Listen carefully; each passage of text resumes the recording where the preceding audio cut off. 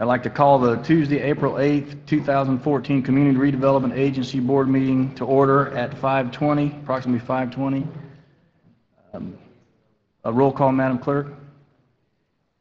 Board Member Williams? Here. Board Member Wallman? Vice Chairman Shelley? Here. Chairman Porter? Here. Any deletions, additions, or deletions? None? Tab 1 is the approval of the minutes. Move it. Is there a second? Okay, all in favor? Aye. Motion carries. Tab 2. Joe, A resolution of the Board of the Community Redevelopment Agency of the City of Homestead, Florida, approving the allocation of commercial improvement grant funds as recommended by the Southwest Advisory Committee, approving grant agreements, providing for implementation, providing an effective date. anything from the staff, Mr. Manager? Rick. Staff recommends that the CRA Board approve the resolution authorizing the disbursement of commercial enhancement grant funds to the following applicants: J. Johnson Funeral Home, care of Lee C. J., 665 Southwest 8th Street, Homestead, Florida, $25,000. South Florida Investments, LLC, care of David Goodwin, Sr., 157 Southwest 4th Street, Homestead, Florida, up to $10,000. On March 20th, 2014, the Southwest Advisory Committee met and approved the recommendations of the aforementioned applicants to receive CRA Commercial Enhancement Grant funds. On October 11th, 2011, the CRA Board approved Resolution CRA 2011-10-13, adopting the guidelines for the CRA Commercial Enhancement Grant Program. Any questions from the board? Yes. Mr. Williams. My question is, looking over, I usually, what piqued my interest, there's a building down, and I think it's Mr. Goodwin's property, down on 4th Street, the South Florida Investment Properties. Yes, sir. My problem is that there's no roof. There's a roof, but we're approving the aesthetics on the outside, but what about the roof? What about, we can put money into the building, but what is the future tense use of the building? Is it going to be occupied? Is it, what's going to be the reality for that building? Because as we continue to transform 4th Street, what are the plans from the property owner for that building? Does he intend to put tenants in there? What are we doing with that? The property owner is here. If you'd like him to come to the podium and explain, I will tell you this started about a year ago, or maybe a little bit longer. Mr. Goodwin came in seeking commercial enhancement grant. At the time, I tried to talk with each of the board members because I was informed that there's no tenant in there and that there wasn't really a prospect for a tenant to be in there. Staff looked at the application, and considering the location of the building, it's the first building on your right when you're heading down Southwest 4th Street coming from Flagler. And we felt that considering the work we're doing on 4th Street, that stuccoing and painting and fixing the windows aesthetically would do a lot for the area. But as far as doing some structural work on the building without the prospect of a tenant, we didn't believe that it actually met the goals of the grant program. So working with the landowner, we tried to come to the best resolution that we could, something that I felt I could bring to the board and something that did something for the community. So that's how we arrived here today. But if you would like to question the landowner, Mr. Goodwin is here. Mr. Goodwin, go ahead, name and address for the record, please. Push that red button. Yeah. Good afternoon. My name is David Goodwin, David John Goodwin Sr., not to be confused with my adolescent son. My mailing address is 117 Northwest Lucy Street, Florida City. My residence is 829 Southwest 7th Street here in Homestead. And the first thing I have to say is that I'm extremely pleased to be at this point. I have owned this building, I'll be really conservative and say 15 years, but it's probably closer to 20. And I've had all sorts of plans when I was a youngster. I had plans of turning this building into a place where the younger generation would have a place to congregate and do really significant things, and that's not selling drugs and looking for chicks. You know, to be able to go there and use computers and play music and have a higher level of interaction and interaction with grown-ups that had education to bring them guidance. Go ahead. You need to speak into the microphone for us if you Okay. could. Thank you. So in terms of this, I just got tripped along, and things just didn't occur and happen the way I wanted them to occur and happen.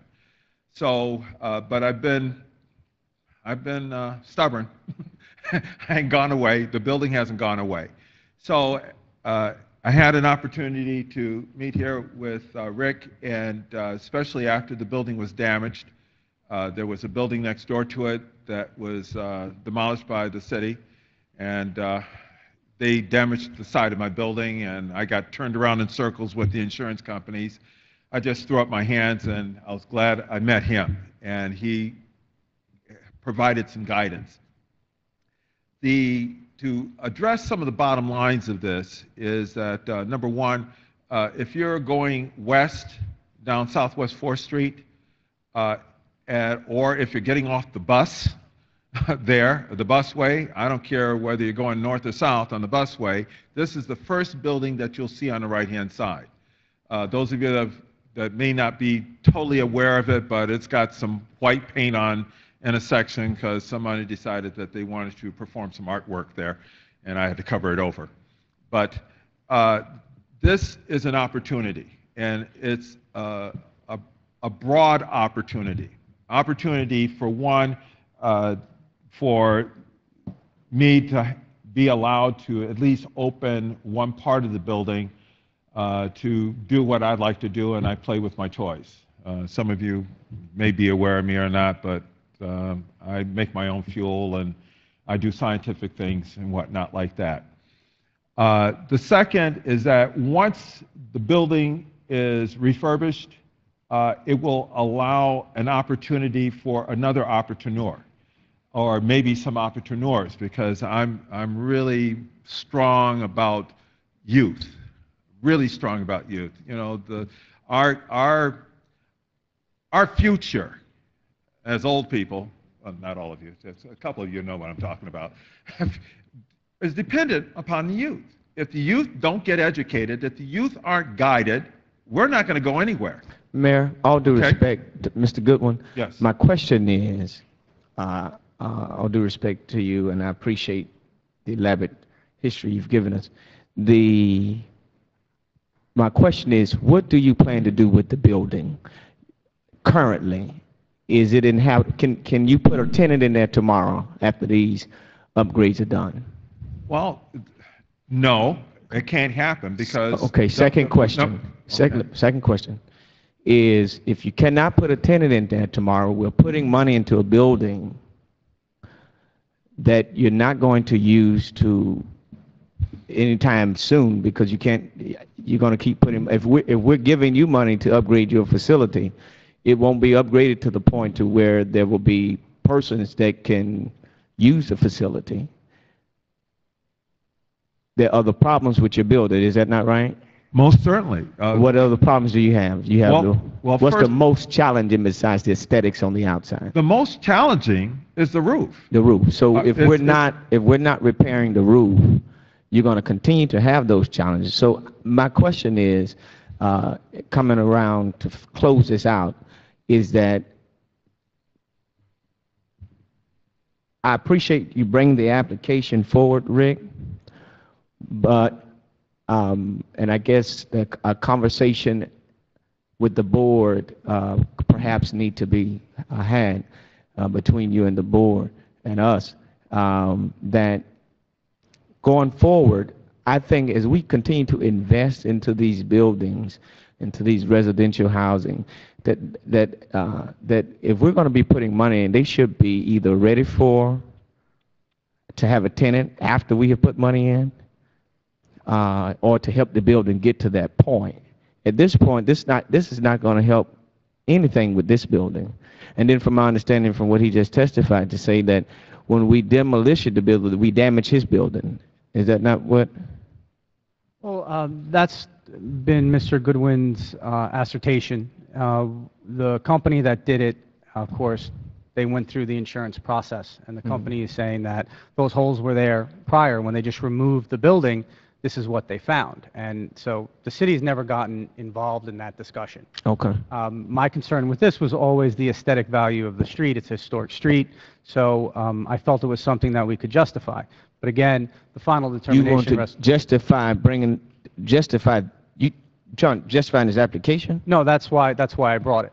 I felt that since we could do something for an aesthetic value of Southwest 4th Street, it was something that I could bring to you and the Southwest Advisory Committee, which looked at it as well.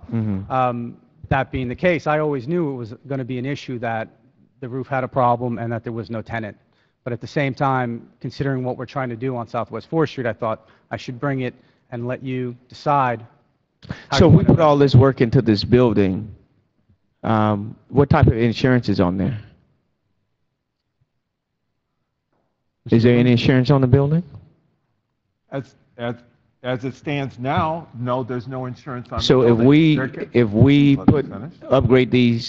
upgrade this building, would that help him get insurance? I think for him to get his insurance, he would have to get the roof done. Okay, my point is, something happens to that building, God forbid. We put money into it, and then we're not able to pull our investment back out.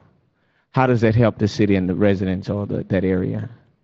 Again, with these commercial grants, there's always an Help me element of understand risk. this, Rick. Part of the approval process, and sometimes we have wavered it, part of the approval process is that sometimes places that don't have insurance, in order for them to get insurance, need certain improvements, and when they come before us, we've allocated certain amounts to help them to get their insurance based on what needed to be done of the repairs.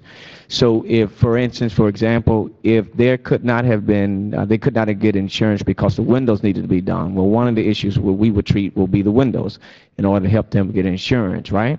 Absolutely. This case is not like, they don't have any insurance. They should even not even come before the board because they didn't even meet the minimum requirement, a part of the application. Again, we usually take that on a case-by-case basis to make sure that we're trying to get the money in the community as best we can. I understand, And I know but- we've had some conversations where I'm always looking for reasons to help and not reasons to deny. But we do not want to cripple. Our helping should be helping them to find a tenant, helping them to get the insurance, that's helping. We've just putting a Band-Aid on something that's still going to deteriorate because the main part of it is the roof. Now, if you came to me and said, we want to put a roof on here, I'm all for it. Let's approve the application. Let's help him find a roofer that can put a roof on that building, and then we can deal with the aesthetic parts later if there's anything left over. But that's not this. Could he go back and apply for a roof? He could. Your lowest estimate on the roof was $13,000? The lowest I was able to find was somewhere between 13 and 14,000. There were others by other companies. It ran as high as 28,000. My objective was to find local businesses that had an investment in the area and being there and working and using people that live in the area to work to use them, and they gave the most reasonable prices in terms of getting this done. So I think, the paperwork for the application itself is there. It's the scope of work that you're talking about changing. Yeah. And if you wanted to increase it to, I would recommend $15,000. Let me put a condition on this, because Sure. I don't want to belabor this point any longer. The rest of the applications are good with me. My condition will be this, that we deal with the roof issue first. If there's any, what's the maximum amount for this grant? $25,000. Okay, so he didn't even apply for a third of it, just about, almost. My recommendation to you, Mr. Goodwin, is that you will go back, amend your application for a roof. You say 15,000.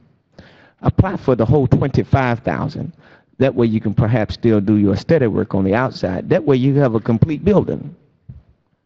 I most certainly have to agree with you, because it's just like building a house. You can't build a house without a foundation. Right, And right. if you try to put stucco on the side of a building and the roof is leaking, Right. stucco's coming off. Right, I know. But that's why I'm here. And so, since you agree with me, then I move for this particular applicant that we simply not deny, but table his application to come back before us after he has amended it. Okay. You finished? Yes. Okay. Vice Mayor? Thank you, Mayor. I guess my only question, I have no problem with that. I think that's a great idea to go ahead and table it. But do we want to make, I mean, based on what you said, do we want to make a condition also of approval, that he has to have some sort of future plans? Because I kind of have a different opinion, and that is, rather than do the roof, again, if there's no plans to have a tenant, I would almost prefer to have the aesthetics. At least it looks like it's an occupied building, even though it's not. So I would actually prefer that if you're going to have him go back and do the roof and the aesthetics, I think that's the best case scenario, but I still think that part of his application needs to be what he's going to do with it in the future. What is his future plans to have it occupied and productive in the community? And so I support tabling 100%, but I just would want to make sure, is that your Okay. goal as well, to make sure that he's... Well, I brought it up not as an issue for me, but to highlight it to the board. So, if that's, you want to put I don't have any problem with that. Okay. I think that challenges the applicant to really go out and find somebody to occupy that building that's going to fit within the code and going to fit within the molecular structure of 4th Street. And I think that's Yeah, fine. I agree with you 100%. Yeah. So I just wanted to make sure that rather than have him just go out and actually spend more money on a building that has no future plans and no necessarily, is it going to fit in the fabric of the community? Yes, let's put all the money into it. Let's fix it completely, make it habitable right away. But let's have a plan for what you're going to do for it in the future. So I would like to see that added to what you requested. Okay. Yeah, Thank you. absolutely. Anybody else? Mr. Chairman, if I could Yes. ask for clarification. Yes. Yes, George. Sorry. No, David. Board Member Williams, you had also mentioned insurance. Are Yes. you then suggesting that we ensure that the applicant also insure that building before Well- we bring it back to you? What we have done, what has been a precedent measure from the board, is that sometimes, depending on the application, we've approved it based on that they needed these improvements in order to get the insurance. And so that's how we did it before. This is a different case. He just doesn't have any at all, and what he was applying to do would not even have met that threshold. So if we're going to do this, maybe that will be able to help him to get insurance by a certain time. So we don't want to put all of this on him all at one time. But if we can put in there somewhere that by a certain time after the repairs are done, he has to prove to the city that he has insurance, whatever time frame that we think is. We can include that in the grant agreement, any of those restrictions. Okay. Not a problem.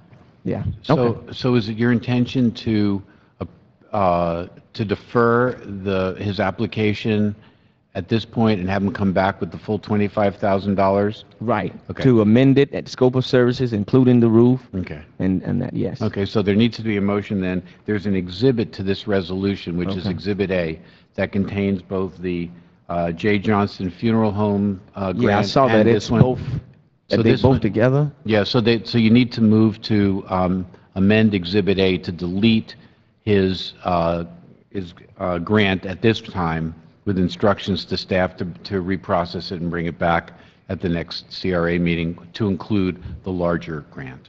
Okay. Just what Richie said. So you amend your motion? Love when you say Are you that. okay with that amendment? Yes. Second? Okay. Yes. All right, Mr. Goodwin, did you want to say something? Yes, I just wanted to say, I appreciate your working with me on this, and also trying to let you know that I'm trying to do this as a step at a time, because like I told you before, the roof's got to get done, then the cosmetics have to get done. There's no water, there's no electricity. It's my intention to open up just a little small piece of business that doesn't require those types, the water or the electricity, but just open for a period of time on a Saturday, but starting at a piece at a time. Mr. Goodwin. Also, with this, this Mr. Goodwin. is an opening for the city of Homestead. Mr. Goodwin? What? Yes. Yeah, don't, we're at a good place, I think. I'll ask respectfully that you let the motion go, and then we can talk with Rick after, have another meeting with you, him, and I. Okay. Okay? All It's right. been 20 years. Rick, you know, we got to do something, so. Yeah. This is a public hearing. Anybody want to speak in for or against this? Seeing none, I'll close the public hearing. Any final comments? There was a motion and a second. All in favor? Or do we roll call? Aye. Just for clarity, that was on the resolution as amended. Yes, as amended. Resolution as Now, amended. this is the motion, right? So Or that was everything? I think You able the to chairman include- combined them. Combined Okay, all. that's put fine. everything. So it was the resolution as amended, so we removed that section. Okay, Okay. that's fine. Sorry about that. Works better.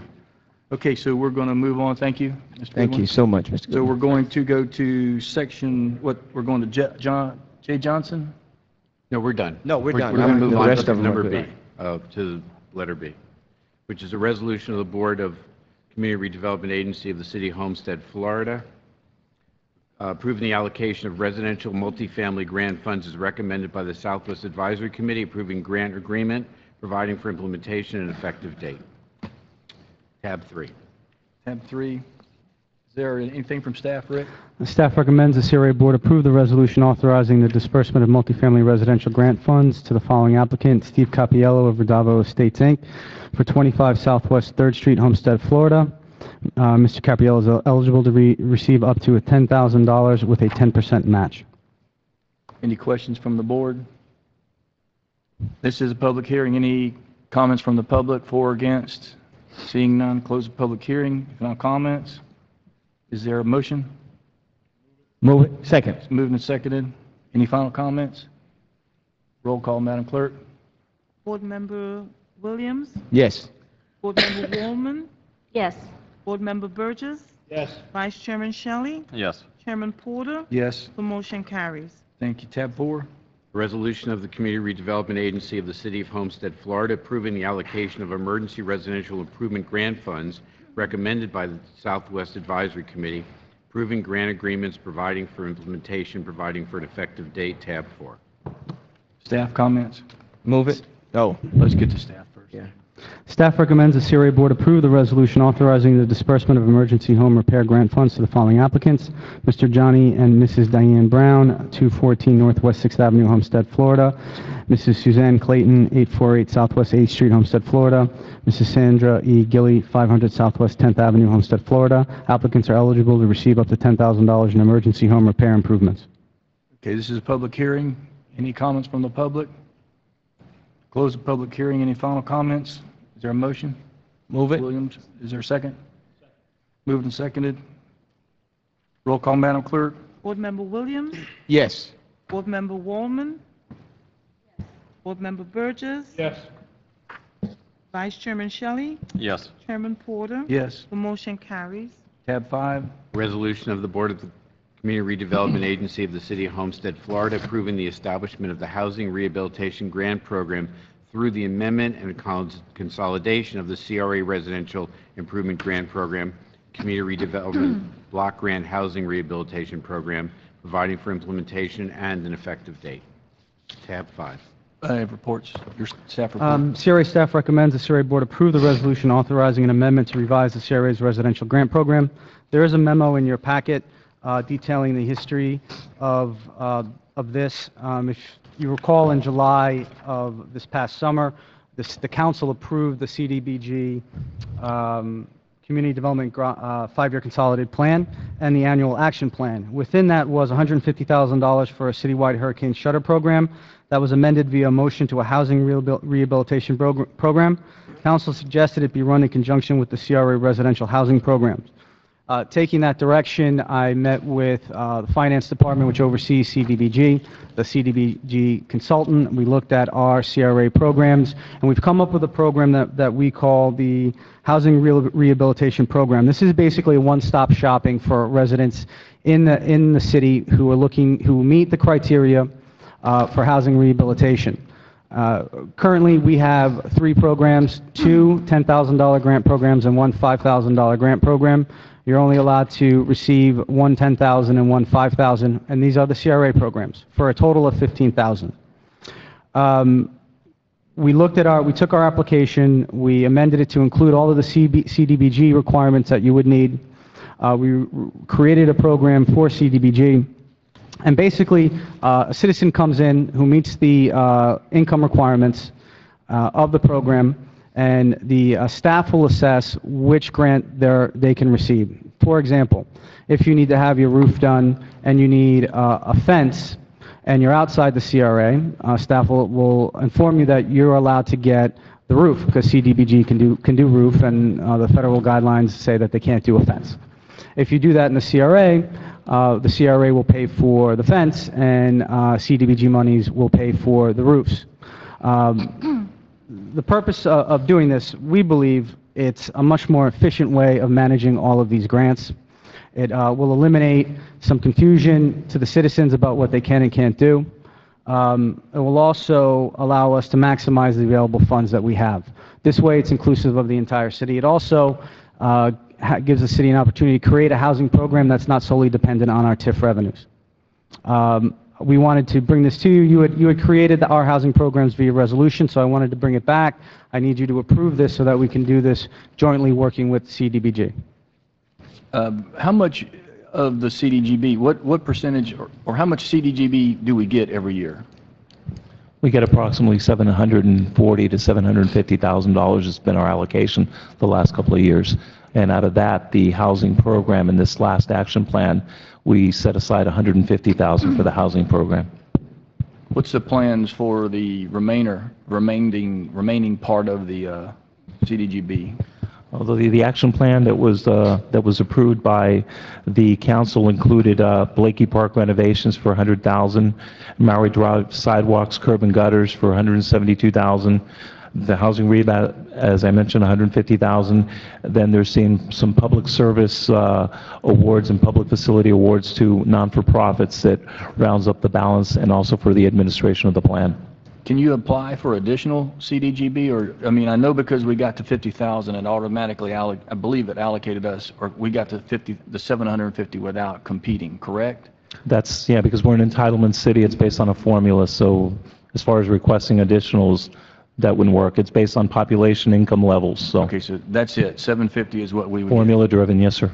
Okay, any questions from, yes, sir, Vice Mayor? Yeah, thank you, Mayor. Just, I'm glad to see this come through and combine the CDBG program with the CRA programs that are already offered. I know I was the one that asked for this at that CDBG meeting, because we have a lot of, houses in the Northwest that have similar problems as those within the CRA that need rehabilitation, they need, emergency repairs, things of that nature. And so I'm glad to see this now being able to expand out. The one thing I just wanted to make sure and verify, which I did have the conversation with Rick on, was that the health, safety, and welfare of homeowners is more than just the 4 bullet points, that it also would include anything that would be, detrimental to that particular homeowner, whether it be structural in nature, maybe it's a sewer issue or septic tank issue or something, but that'll qualify under that health, safety, and welfare. So it'll be interpreted broadly, not narrowly, I guess. I just want to make sure that's on the record for today. That's correct, Vice Mayor. Perfect. Okay. Thank you very much. Any other questions, comments? Okay, this is a public hearing. Anyone would like to comment on this item? Seeing none, I'll close the public hearing. Any final comments? Is there a motion? So moved. Moved and seconded. Roll call, Madam Clerk. Board Member Woolman, Yes.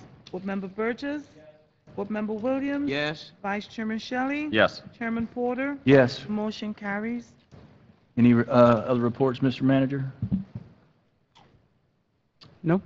Any final comments from the public? Is there a motion to adjourn? Move it. Move and second. All in favor? Aye. Motion carries. Oh, Say go something. ahead. We're adjourned, but go ahead. I know, this has nothing to do with the meeting. I have chocolate chip cookies and oatmeal raisin cookies up here. They're $2 a bag, and it all goes to Relay for Life for the clerk's office.